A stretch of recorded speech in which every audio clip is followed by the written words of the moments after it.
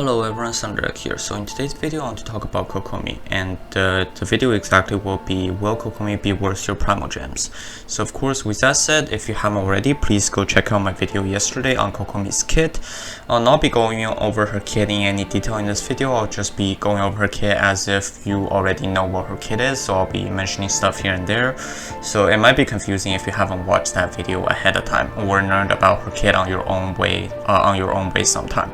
Before we get started, there is a bell giveaway that is still going on. The bell giveaway will end on September the 5th. The link is in the description below. All you have to do is like, comment, and subscribe.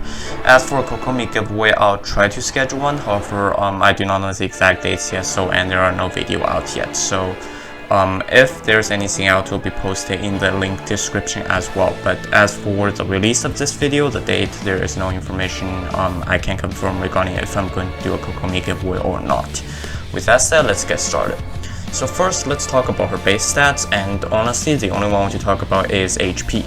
Her HP is 13k, around exactly 13,471 to be exact. It's the 4th highest among characters actually. The first one is Hu Tao, followed by Zhongli, and followed by Jin. Kokomi is the 4th one.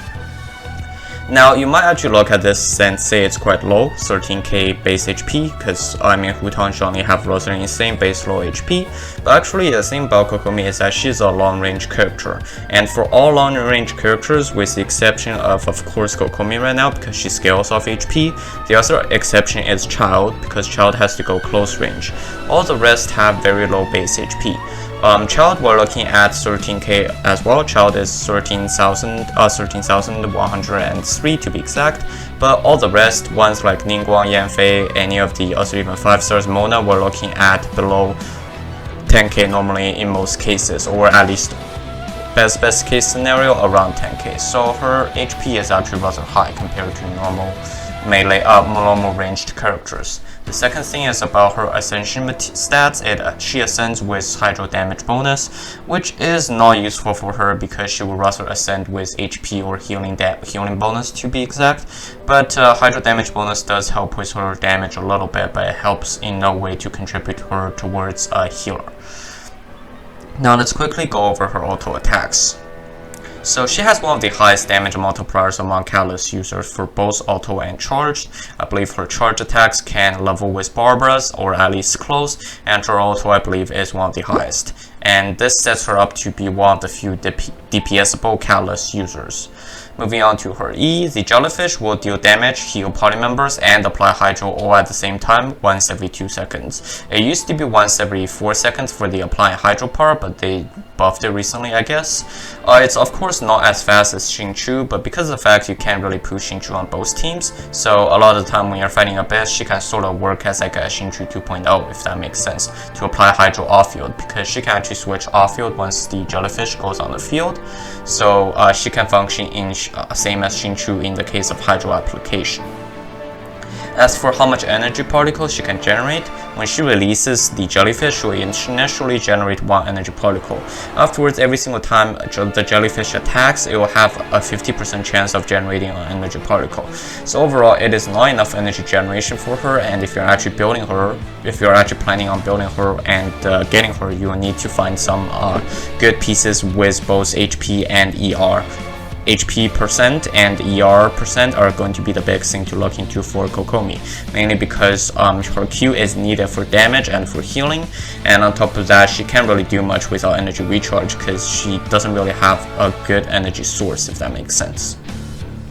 Moving on to her Q. Her Q is actually pretty much modeled after Noelle's Q, but a little bit better. So in Noelle's case, it's healing and doing damage, but the healing is based on the fact that she has a certain percentage chance of healing. Whereas in Kokomi's case, it's 100% healing while doing damage. And on top of that, Kokomi added the bonus of water walking, which I honestly don't know why.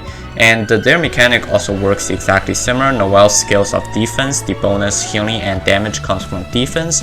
In Kokomi's case, scaling off HP, both the bonus healing and damage comes from HP. So that's why I have to talk about Q. There isn't much, it's not too complicated. Moving on to her passives, 2 points to talk about. The first one is regarding her passive that resets the duration of the jellyfish if the jellyfish is on the field when she casts her Q. So basically it gives you another E, and you don't even have to press E to cast it, just gives you one right away. The only thing to know for that one is even if you are using something like the sacrificial fragment, like Guava, there can only be one jellyfish on the field at all times. There is absolutely no way to break this rule. The second one is regarding her passive of her healing damage bonus, of her healing bonus and crit. So here is one thing to note is that she gains additional damage from healing bonus, around 15% of healing bonus into damage when she is in her Q state, and on top of that she has a base 25% healing bonus, and as a result she cannot crit. So this is the other thing to note. So quickly, for the rest of the video we're going to be doing some calculations regarding her damage and her healing, so this gives you a good idea at whether you want to pull for her or not. So let's quickly start doing some healing calculations, and later when doing damage calculations I will be actually simulating her with an okay set of artifacts and everything calculated. I won't show the exact formulas or anything on the screen, but the numbers are there, and I'll also list the set of artifacts I use for simulation, so if you're interested you will be able to reproduce the numbers if you're interested. So let's start with her healing calculations from the healing damage bonus. So here there are 4 ways she can gain healing bonus. The first one is from her passive, which gives a base of 25%. The second one, if she wears a healing bonus circlet, which she will want to do if you want her to play damage. In that case, it's 35.9%. The third one is 15% from the 2-piece Maiden's Beloved artifact set. She will want to use that if you're looking for damage. And the fourth one is if you have her weapon, which I do not recommend, but if you have that, that's another 10%. So overall, we're looking at 75.9 to 85.9% for her healing bonus. Now, exactly how much damage does this convert to, we can quickly take a look. Assuming a 40k HP Kokomi, which is a mediocre build for her sub DPS build, and as well, you can probably get higher if you do HP build, but assuming again a 40k HP, which then we're looking at around 4.5k to 5.1k damage when it comes to healing. The extra damage will be coming from healing bonus. So it's okay, but it's not great. This is also a theme that's going to be going through her for the rest of the video. Her damage, her healing are both okay, but they are not especially standing out among characters that heal or characters that do damage. So now let's calculate her healing and her DPS. So assuming the following artifacts shown here, I'll pause for a sec so you can take a screenshot if you want to. Level 90 Kokomi, C0 with R1 prototype Amber, so this is a completely free to play Kokomi, assuming you can get Kokomi. Skill level we're going to assume 999 just to be safe, but again you can, if you want to do your own calculations, assuming 666 is probably something you can get to early on. So then the HP we're looking at is 41,782 to be exact. Healing bonus is 75.9%. Again, she's not wearing her actual weapon here. It is prototype Amber. So assuming we use the auto DPS style, which means only click the buttons and do auto attacks, never do charge attacks, and assuming the fact that 3 auto attacks takes around 1.8 seconds, of course I can't show the footage here, but you'll have to believe me to take that number. And this along with some delay, which means the 10 seconds duration of her Q, she can probably dish out 5 auto cycles. This is assuming that each auto cycle 3 attacks instead of taking 1.8 seconds will now take 2 seconds because of delays and animations. So overall, the healing we'll be looking at is 7,013.7 from a single hit of the jellyfish will heal you that much. Overall, looking at 7 hits of the jellyfish for the entire duration of her E, because she casts her E again as long as the jellyfish is on the field after her Q, so we're assuming the entire duration of her E, then overall we're looking at 49,095.6 HP for healing, which is overflow because it actually overheals her entire HP bar. And of course, if you're looking at the HP Zhongli, you're probably looking at this number for Zhongli's entire HP bar as well. As for her auto attacks during her Q for healing, for each auto attack we're looking at 1283, which means for a total of 15 auto attacks, as we've explained before, 5 auto attack cycles, 3 auto attack per cycle, so 15 auto attacks in total. We're looking at 19,245.6 HP. So overall it's overkill, but it heals about the same as a Barbara, but here is her weakness against the Barbara. She has to stay on the field during her Q for all these healing. So if you switches her off field during her Q, you will not be getting any of these healing other than the jellyfish only. So this is why on the healing side, she's sort of similar level to Barbara. They both have their advantages and disadvantages, and overall they heal about the same amount. So next, let's look at the damage. Of course, again, the same exact Kokomi we're talking about. So if you want to do calculations, the previous artifact sets are the numbers to look into. So for her Q, a single damage, for her Q, the damage we're looking at is 17,371 damage per second, which is okay, but not great, especially among DPS. She does not have like a burst DPS cycle like Hu Tao, who can do insane damage for short amount of periods of time. She's more like a DPS, you just swap in, you're more using it for the healing, but at the same time, she can do some damage. As for the entire damage makeup, please take a look at this pie chart. So overall, during the entire cycle of her Q, which is 10 seconds again, her auto attack will be making up for about 78.4% of the damage. Her E will be making up, the E of course is the jellyfish, her E will be making up for 17.9% of the damage, and her Q, the casting of her Q will only be making up for 3.7% of the damage. Now finally, with all of this said, 2 more calculations to do regarding her weapons and her constellations. And the exact question to answer is her lore weapon worth it, and what constellation is she most worth at? So of course that will be near the end of the video, and afterwards I'll be recommending 2 builds for her, and that will conclude the video. So quickly, let's go over her weapons. Is her weapon worth it? The answer is, in short, no, unless you really want her weapon. So here is again the same Kokomi as before. As we saw, during her during her Q, she does around 17,371 damage per second as her DPS per second. And if you equip the lore weapon, the number does go up to 19,561 per second at R1, which is only at 2,000 damage extra per second, which isn't huge, considering that weapon is way harder to get than prototype Amber, which is literally you probably have one at this point sitting in your inventory from your Barbara already leveled up. You probably have something like that. And if you level her lore weapon up to level R5, then the number is again not very impressive. We're only looking at again around a 2,000 damage per second increase from R1 of the lore weapon.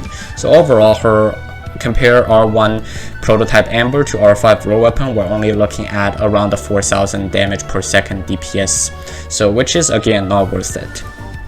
Now finally, going over her constellations before recommending her builds. Conclusions first, C1 is probably the only one you want to get if you are a low spender and you really want to pull for her constellations. For whales, C6 is a huge damage boost, but C1 to C2 to C3 to C4 to 5, C5 is all sort of like okay, but not huge in terms of damage boost at all. So I won't go over the number one by one, but here is a flowchart. Here is a bar chart to look into. As you can see, C0 and C1 has quite a big number spike. C1 to C5 has almost no spike. C1 to 6 sees the biggest spike. Now, of course, that is for C6, so that makes sense. But overall, again, if you want to really go for her constellation, C1 is enough for low budget spenders. Finally, recommending 2 of her builds before we close off on the video. The 2 builds I'll be talking about, the first one is sub DPS build, so she will be able to do some damage and she will be able to heal enough during this build. The second one is a healer build, so assuming your entire team is dying at all times, this is maximizing healing. So the first one, of course, for sub DPS build, weapon you can look at, as I've explained before, prototype Amber is her best free to play weapon. And of course, if you got her lore weapon, you can look into her lore weapon. Artifacts wise, 2-piece Maiden's Beloved for the healing bonus, which she can convert to damage, and 2-piece Heart of Depths for the hydro damage bonus, because all her damage will be hydro. As for the main stat for the artifact pieces, HP percent for Sand, Hydro damage bonus for Goblet, and healing bonus for Circlet. This is the way to maximize her damage. And for substats you want to look at is HP percent, and energy recharge. Energy recharge is crucial to get her to a decent number, so overall she will be able to cycle through her Q rather nicely. Otherwise, you will need to bring another person like Bao or someone to specifically charge for her Q. So the second one is a full healer build. Of course, Amber can still be used here. Prototype Amber is still a very good weapon here. Or if you want to use her for some damage buff, you can try using the Swirling Tails of Dragon Slayer. Now, of course, for that one, even R1, even level 1 is probably good enough. You don't need to level it up for you to enjoy the passive. But if you're using on someone like Kokomi who already eats into HP, it's probably a nice idea to level that up if you're actually planning on using that on her for the long term. As for artifacts here, there are two choices. The first one is 2-piece Maidens, 2-piece Tenacity. This one, even though the Maidens healing bonus does convert into damage, but this one is more using the healing bonus for the healing bonus. As for 2-piece Tenacity, it is used for, of course, HP increase. Now the other build is 4-piece Tenacity. This way she will actually be able to have more supportability. So this one is looking at more like a healer slash support, but overall this one's focus is on healing. As for main stats, you're looking at either HP, or you're looking at HP, and healing bonus on the Circlet. So again, substats, you're looking at ER and HP percent. So that's all I have for you for Kokomi. Again, conclusion wise, I think she is very good in the sense that her design idea is good, but the current situation with her is that she doesn't really specialize in anything. She does cover a lot of fields, as I've explained before. She heals, she does off-field damage, she has Hydro application, but all of these, there are characters that does it better than her. And on top of that, her supportability is sort of a question. Healing wise, Barbara can heal faster than her because Barbara's healing is a one-time and she can leave the field right away. Kokomi, for her Q, you have to stay on the field to enjoy the full benefit. Hydro application wise, Xingqiu is faster. Supportability wise, Mona is better. So overall, she's like an amalgamation of all the characters, but she's not really doing enough. And of course, DPS wise, her damage is not close to Child's damage. So overall, I believe that she can be used for the Abyss, especially that if you guys haven't already seen what's happening with the next patch's Abyss, they're introducing damage that burns through shields, so constant healers like her will be very helpful in the next Abyss. But overall, I don't see much of a use for her at the moment, especially in day-to-day explorations, where explorations you don't really need her. She's sort of like someone who specializes again in a lot of things but doesn't really have a focus. So overall, I would say if you have enough Primogems, definitely go for Bao. I think she is meant for someone who really doesn't like Bao and just want to get her for her aesthetics. Or overall, she is looking like for someone who are already sort of near their end game stage. You already have a large collection of characters. You don't have Jean, you don't have Diona build, you're just looking for a healer. In this case, she will do well. So overall, my recommendations would be Bao over her on whether who to pull. And that's all I have for you today. Thank you very much for watching. If you like the content, please consider subscribing. Thank you and have a nice day.